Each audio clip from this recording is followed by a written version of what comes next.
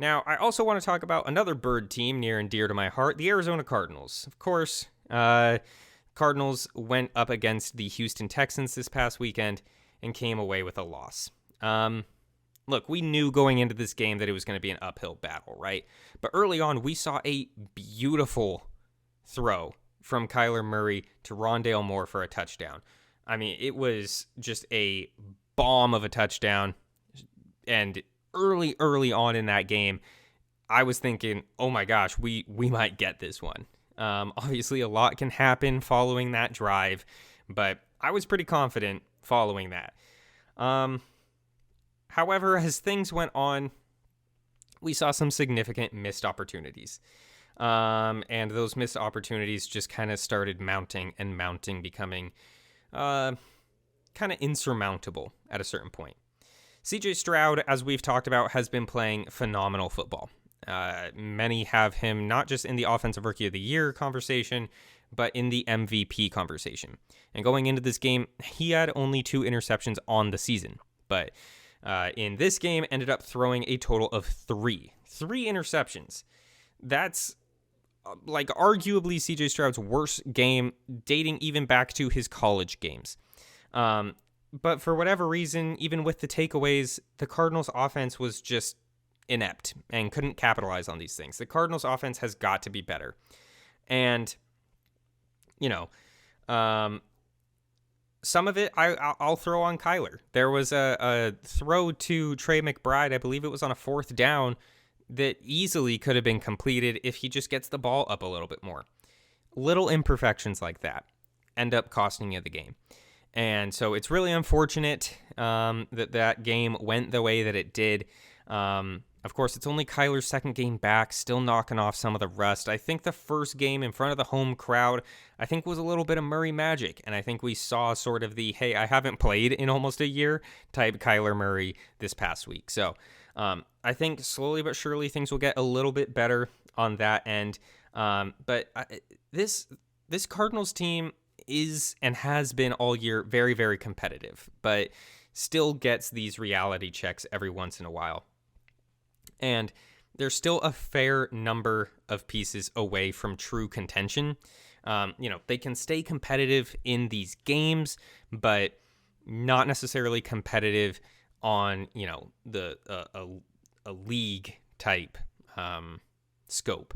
They can keep any game close, but they end up losing them. They're not quite ready to compete with the league overall. But of course, with all the draft picks that they've got going into this next year, I believe they have 13 draft picks, and they'll have somewhere like $80 million in cap space. There's a lot of change that can come for this team. So I've got a lot of faith in them moving forward, especially, we've only had 1 year of Jonathan Gannon and Monty Austinfort, but I have full faith in those guys to make the right choices. This past year with their draft picks, free agency, the moves that they have been making clearly shows a different style of organization than the previous regime. So I'm pretty happy with them, and I think things can turn around pretty quickly. That said, I mean, there were some good things to come out of this game for the Cardinals. Specifically, I'm pretty happy with the defense. Forcing 3 interceptions on CJ Stroud specifically is no easy feat. So I will definitely give credit to that Cardinals defense. Everyone except for you, Marco Wilson, deserves some credit. And, the offense needs to improve. But we were, of course, down guys like Michael Wilson, Zach Pascal, both of our physical wide receivers. It's okay. Things will get better for this Cardinals team. And, we're currently second in the draft order, in perfect position to draft someone like Marvin Harrison. And if we don't want to go after a Marvin Harrison Jr., of course, we can trade back a little bit, bolster up that offensive line, maybe get another wide receiver. I honestly think that this team is very similar to the Detroit Lions of the past couple of years. Building in the trenches is the way to go. Look at what Dan Campbell has done with that team and just try and replicate that in the desert. And if they did that, if they traded back and passed on Marvin Harrison Jr., I would love if they went out and got Marvin Harrison Jr. He looks like a wide receiver that comes around once a decade or so.